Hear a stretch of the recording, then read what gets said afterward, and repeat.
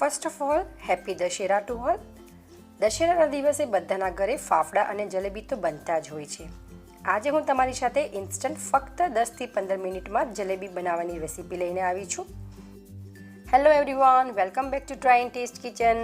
આજે હું તમારી સાથે શેર કરીશ પરફેક્ટ માપ અને સરળ રીતથી બધી જ ટિપ્સ સાથે ઇન્સ્ટન્ટ જલેબી બનાવવાની રેસીપી. જો તમે ફર્સ્ટ ટાઈમ જલેબી બનાવતા હોવ તો પણ આ માપ અને આ રીતથી એકદમ પરફેક્ટ તમારી જલેબી બનીને તૈયાર થશે.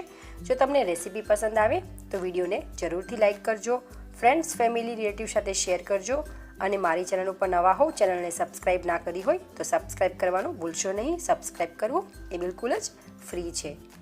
સબસ્ક્રાઈબ કરવા માટે નીચે આપેલો રેડ બટન પ્રેસ કરી સાથે બાજુમાં આપેલો બેલ આઇકન પણ જરૂરથી પ્રેસ કરજો અને તેમાં ઓલ સિલેક્ટ કરજો, જેથી તમને મારા બધા જ આવા નવા વિડીયોની નોટિફિકેશન મળતી રહે.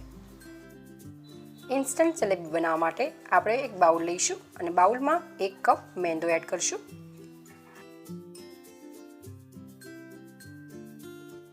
ત્યારબાદ આપણે તેમાં કોર્નફ્લોર એડ કરવાનો છે. અહીંયા આપણે 4 ટેબલસ્પૂન કોર્નફ્લોર એડ કરશું. કોર્નફ્લોર એડ કરવાથી આપણી જલેબી એકદમ સરસ ક્રિસ્પી બનીને તૈયાર થશે. 4 ટેબલસ્પૂન કોર્નફ્લોર એડ થઈ ગયા બાદ આપણે 4 ટેબલસ્પૂન દહીં એડ કરવાનું છે. અહીંયા આપણે ઇન્સ્ટન્ટ ફર્મેન્ટેશન વગર એટલે કે આથા વગર જલેબી બનાવીએ છીએ, તો દહીં આપણું અહીંયા ફર્મેન્ટેશનનું કામ કરશે. 4 ટેબલસ્પૂન એડ થઈ જાય ત્યારબાદ આપણે 1/4 ટેબલસ્પૂન બેકિંગ સોડા એડ કરવાનો છે. જે આપણે ખાવાનો સોડા આવે એ આપણે એડ કરવાનો છે. ત્યારબાદ અહીંયા મેં 1 કપ કરતાં થોડું ઓછું એટલે કે 3/4 કપ, અને આપણે જો એમએલમાં મેઝર કરીએ તો એપ્રોક્સિમેટલી 150 ml એટલે 150 ml જેટલું પાણી લીધું છે અને 1/4 ટેબલસ્પૂન કેસરી કલર લીધો. જો તમારે યલો ફૂડ કલર લેવો હોય તો તમે એ પણ એડ કરી શકો છો. હવે આપણે કલર એડ કરી દઈશું અને થોડું પાણી એડ કરી લમ્સ ફ્રી બેટર તૈયાર કરી લઈશું. તમારે વિસ્કરના હેલ્પથી મિક્સ કરવું હોય તો પણ તમે મિક્સ કરી શકો છો.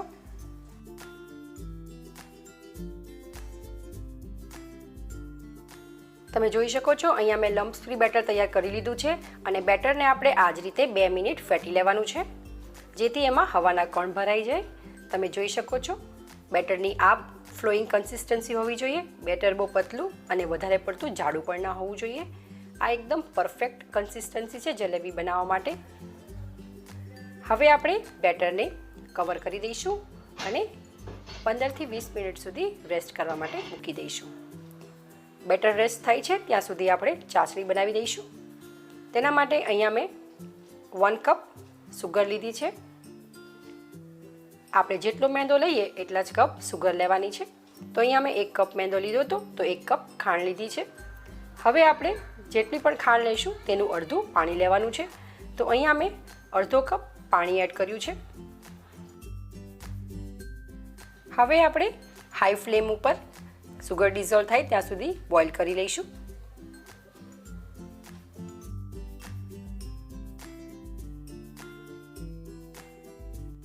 તમે જોઈ શકો છો આપણી સુગર ડિઝોલ્વ થઈ ગઈ છે અને સરસ બોઇલ આવી ગયો છે. હવે આપણે ફ્લેવર માટે એમાં એલચી પાવડર એડ કરશું. એ ટોટલી ઓપ્શનલ છે. જો તમારે એડ કરવું હોય તો કરી શકો છો, અધરવાઇઝ તમે એને સ્કીપ પણ કરી શકો છો. ત્યારબાદ હવે કેસર એડ કરશું. સુગર ડિઝોલ્વ થઈ જાય ત્યારબાદ આપણે ચાસણીને બહુ ગરમ નથી કરવાની, આપણે અડધા તારની ચાસણી કરવાની છે. જો ચાસણી આપણી વધારે ઘાટી થઈ જશે તો જલેબી સુગર સિરપને એબ્ઝોર્બ ના કરી શકશે. માટે આપણે જસ્ટ આ રીતે થોડી ચીકણી ચીપચીપી ચાસણી હોય અને અડધો તાર આવતો હોય તો આપણી આ ચાસણી એકદમ પરફેક્ટ છે જલેબી માટે. ગેસની ફ્લેમને બંધ કરી દઈશું અને કવર કરી આપણે સાઈડમાં રાખી દઈશું. હવે આપણે બેટરને પણ ચેક કરી લઈએ. તો 15 થી 20 મિનિટ બાદ તમે જોઈ શકો છો આપણું બેટર એકદમ સરસ સેટ થઈ ગયું છે અને એની કન્સિસ્ટન્સી પણ ચેક કરી લઈએ. જો તમને આ સ્ટેજ ઉપર થોડું વધારે ઘાટું લાગતું હોય તો તમારે થોડું પાણી એડ કરવું, 2 ટેબલસ્પૂન જેટલું. અને તમારું જો બેટર થોડું વધારે ફ્લોઈંગ થઈ ગયું હોય તો તમારે 2 ચમચી મેંદો એડ કરી દેવો. તો આ બેટર એકદમ પરફેક્ટ છે. આમાં મારે નથી પાણી એડ કરવાની જરૂર કે નથી મેંદો એડ કરવાની જરૂર. હવે આપણે જલેબી બનાવીશું.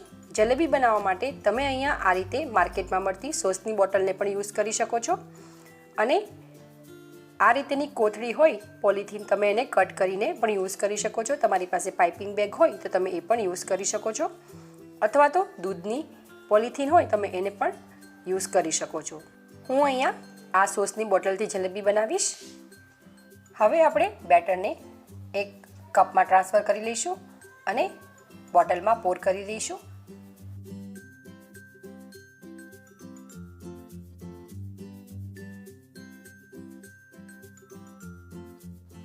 બેટર પોર થઈ જાય ત્યારબાદ આપણે ઢાંકણ બંધ કરી જલેબી પાડવાનું સ્ટાર્ટ કરશું.